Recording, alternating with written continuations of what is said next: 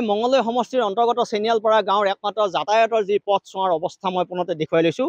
এইখন হৈছে কাঠৰ দলং আৰু কাঠৰ দলংখনৰ যি যাতায়াত ব্যৱস্থা সঁচাকৈ দুখ লগা, ক'বলৈ ভাষা নাই। এওঁলোকৰ যি একমাত্ৰ যাতায়াতৰ পথ যি এতিয়া অৱস্থা নাইকিয়া হৈছে আৰু কেমেৰা সহযোগে দেখুৱাই গৈ থাকিব। যিহেতু দলংখনৰ অৱস্থা তেনে তথৈবচ, তেওঁলোকৰ যিকোনো মুহূৰ্ততে যিকোনো হ'ব পৰা বিপদৰ কাৰণে তেওঁলোকে এই ঠাইলৈ গাড়ীখন আনিব নোৱাৰে বা এই পথছোৱা বৰ্তমান এনেকুৱা অৱস্থা হৈছে। এতিয়া হৈছে বেগানৈ, বেগানৈ বাঢ়নি পানীয়ে পথছোৱা ছিঙি গৈছে আৰু কেমেৰা সহযোগী এফালৰ পৰা দেখুৱাই গৈ থাকিব। তেওঁলোকৰ যিখন দলং সেইখন দলঙৰ অৱস্থা তেনে তথৈবচ তৎস্বচ্ছ। তাৰ উপৰিও এই পথছোৱা এতিয়া বানপানীয়ে উপচি পৰিছে আৰু পথছোৱা যাতায়াত ব্যৱস্থা ব্যাঘাত জন্মিছে। আৰু এই ধৰণে যদি বাঢ়ি গৈ থাকে হয়তো মঙলদৈ চহৰৰ মাজেৰে যিটো বেগানৈ পাৰ হৈ গৈছে সেই বেগানৈ হয়তো কিছু সময় পিছতে ভৰিব পাৰে।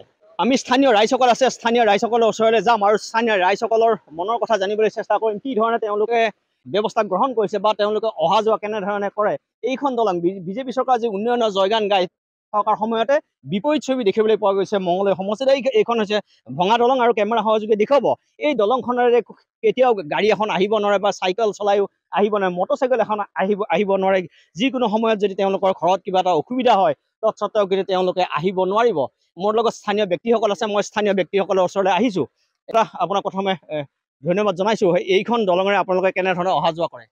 এইখন দলঙৰে আমি বহুত কষ্ট কৰি আহোঁ। এতিয়া আমাৰ বাৰিষা ছিজনত আমি এতিয়া ট্ৰেক্টৰ উঠাব নোৱাৰোঁ আৰু এইটো ৰাস্তা দি আমি যাবই নোৱাৰোঁ, কাৰণ আমি গোটেইকেইটাও কাম কৰি খোৱা মানুহ। আমাৰ এইখিনি অঞ্চলৰ যিমানখিনি মানুহ আছে, আমাৰ এইখিনি ওচৰত ইণ্ডাষ্ট্ৰি আছে, আমি সেইটো ৰাস্তা দিয়ে অহা যোৱা কৰিব লগা হৈ যায়।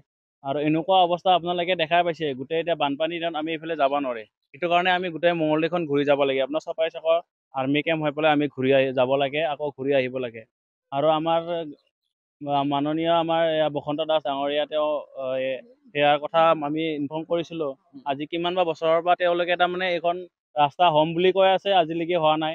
তাৰ আগৰ বছৰ আমাৰ যেতিয়া বিজেপি চৰকাৰ আহিছিলে, মাননীয় আমাৰ গজুতি দাস তেওঁ ডাঙৰীয়া এইখন দলং বনাই দিছিলে। আকৌ তাৰপিছত তেখেতে 5 বছৰৰ কাৰণে আকৌ নোহোৱাই গ'ল। তাৰপিছত বসন্ত দাস আহিলে। এতিয়া আমাৰ BTDৰ প্ৰমোদ ডাঙৰীয়া আছে, তেখেতক আমাক কথা দি থৈ গৈছিল। আজিলৈকে তাৰমানে এইখন দলঙৰ মানে তেওঁলোকে চাবাও নাহে। আমাৰ BTR অঞ্চলৰ যিমানখিনি EM আছে তেওঁলোকে আজিলৈকে এইখন এৰিয়াত চাবাও নাহে। আৰু তেওঁলোকে যেতিয়া মানে তেওঁলোকৰ মানে সময় আহিব ভোটৰ কাৰণে তেওঁলোকে আমাৰ ওচৰত আহিব, কথা ক'ব। কথাখিনি কৈ পেলাই আজিলৈকে তাৰমানে আমাৰ এইখিনি কাম কৰি আজি ইয়াতে মই জন্ম হোৱাৰ পৰা 28 বছৰ ৰানিঙত এতিয়া মই ভৰি দিলোঁ। আজিলৈকে মানে এইখন ৰাস্তা এনেকুৱাই থাকিলে, এইখন দলং তাৰমানে আজি এনেকুৱাই থাকিলে, আজিলৈকে এটাও বস্তু তাৰমানে চেঞ্জ হোৱা নাই। আপোনালোকৰ গাঁৱত যদি কিবা অসুবিধা হয় কেনেকৈ আপোনালোকে এই ধৰণে কেনেকৈ যাব? আমি উপায় নাই। আজি আগৰ বছৰত আমি কি কৰোঁ, ইয়াতে ৰাইজে নিজৰ দলং বনাই লয়। দলং বনাই পেলাই ৰাইজে ইফালেদি বাঁহৰ দলঙেদি পাৰ হৈছিলে। আজি 10 বছৰ আগত আকৌ এখন দলং তাৰ আগত এখন বনাইছিলে আৰু তাৰপিছত আকৌ 5 বছৰ মূৰে আৰু এখন বনাই দিছিলে।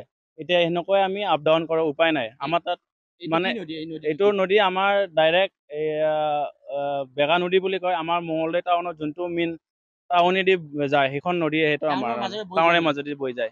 ইয়াতে যিমানখিনি আমাৰ ৰাস্তা গোটেই ডুবি যায়, গাঁওখন যদি মঙলদৈখন গোটেই ডুবি যাব। আমাৰ এইটো ৰাস্তা আৰু বাকী নাই। এইটো যদি ৰাতিৰ ভিতৰত বৰষুণ দি দিয়ে এইখন ৰাস্তা গোটেই ডুবি যাব, তেতিয়াহ'লে মঙলদৈখন ডুবি যোৱাটো চান্স আছে। তাৰমানে আমাৰ মাননীয় মুখ্যমন্ত্ৰী ডাঙৰীয়া এটাক মই আহ্বান জনাইছোঁ। তেখেতে আমাৰ গাঁওখনৰ কথা চিন্তা কৰে। আমাৰ অঞ্চল বা মঙলদৈ অঞ্চলখিনি আমাৰ ধৰি লওক এইখিনি মাথাউৰি ভালেদৰে বনাই দিয়ে আৰু তেওঁলোকে অলপ আমাৰ এইখিনি গাঁওখন ভালদৰে চায়। সেয়েহে মই আহ্বান জনাইছোঁ। ছাৰক মই ৰিকুৱেষ্ট কৰিছোঁ তেওঁ যাতে আমাৰ গাঁৱৰ সমস্যাবিলাক সমাধান কৰে, সেইটো কাৰণে মই ছাৰক ৰিকুৱেষ্ট কৰিছোঁ। আমাৰ এতিয়া খেতিপথাৰ এইখন অঞ্চলৰ প্ৰায় ভাগৰ কঠীয়া ডুবি গৈছে আৰু উপায় নাই, আমাৰ তাত অপশ্যন নাই। যেতিয়া আমি অলপ দেৰি হ'লেও কঠীয়াখিনি আকৌ পেলাব লাগিব, পেলাই পেলাই আকৌ আমি নতুনকৈ কঠীয়া যোগান কৰিব লাগিব। কৰাৰ পিছত আমি নিজে আকৌ খেতিত লাগিব লাগিব। আৰু এই অঞ্চলৰ মানুহ সাধাৰণতে কি কাম কৰে? এইখন অঞ্চলৰ মানুহখিনি বিশেষখিনি আমাৰ বেছি চাকৰিয়াল মানুহ নাই, চব খেতিয়ক কৰে। আমাৰ এইখন গোটেই মানে খেতি পথাৰ, এইখন অঞ্চল গোটেই খেতি পথাৰ আৰু এইখন আছে আমাৰ এইফালে গোটেই খেতি পথাৰ। বেলেগ আৰু আমাৰ তাত এনেকৈ ব্যৱসায় নকৰে। কিছুমানে ধৰি লওক ওচৰতে এতিয়া ইণ্ডাষ্ট্ৰি আছে। আমাৰ SRD ডাঙৰীয়া তেওঁ ইয়াতে আমাৰ ইয়াতে ইণ্ডাষ্ট্ৰি বহাই দিছে। ইফালে মানে শ্বৰ্ট হয়, ইয়াতে যায়। আৰু তাৰপিছত আমাৰ এইফালে আকৌ ইয়াতে এটা বজাৰ হয়, প্ৰতি সোমবাৰ আৰু শুকুৰবাৰে বজাৰ হয়। সেইটোত আমি ব্যৱসায় কৰিবৰ কাৰণে ইয়াৰ মানুহখিনি এইফালে অহা যোৱা কৰে। এতিয়া আমাৰ তেওঁলোকে উপায় নাই, এইফালেতো যাব নোৱাৰিব। এতিয়া চপাই চক হৈ যাব লাগিব।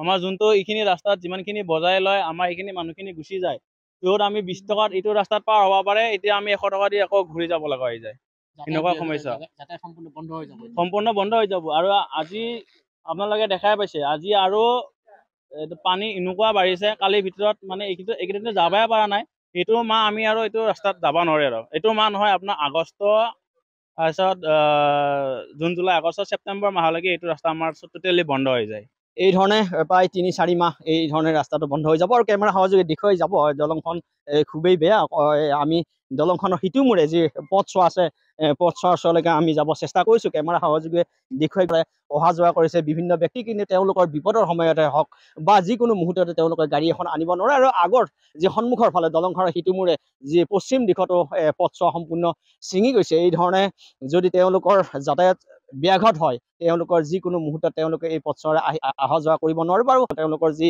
খেতি পথাৰসমূহ ইতিমধ্যে পানীৰ তল সোমাই গৈছে আৰু কেমেৰা সহযোগে মই দেখিবৰ কাৰণে অনুৰোধ জনাইছোঁ এই ধৰণে এই পথছোৱা ছিঙি গৈছে যদি এই ধৰণে যদি পানী বাঢ়ি গৈ থাকে তেনেহ'লে হয়তো মঙলদৈ চহৰৰ মাজেৰে যি বেগা নদী পাৰ হৈ গৈছে সেই বেগা নদী ভৰিব আৰু মঙলদৈ চহৰো হয়তো পানীৰ তলত তল যাব পাৰে বা মঙলদৈ চহৰখনো বিপদত পৰিব পাৰে